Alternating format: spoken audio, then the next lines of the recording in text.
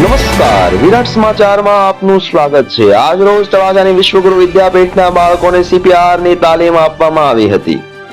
આજ રોજ ભાવનગર જિલ્લાના સિહોર તાલુકાની ND નકુમ નર્સિંગ કોલેજના તાલીમાર્થી ભાઈઓ અને બહેનો દ્વારા તળાજાના વિશ્વગુરુ વિદ્યાપીઠના બાળકોને CPR વિશે માહિતી આપવામાં આવી હતી।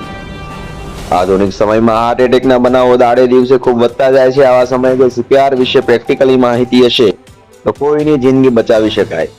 CPR એક એવું કૌશલ્ય છે કે આપતી પરિસ્થિતિમાં જીવો બચાવવામાં મદદરૂપ થઈ શકે છે।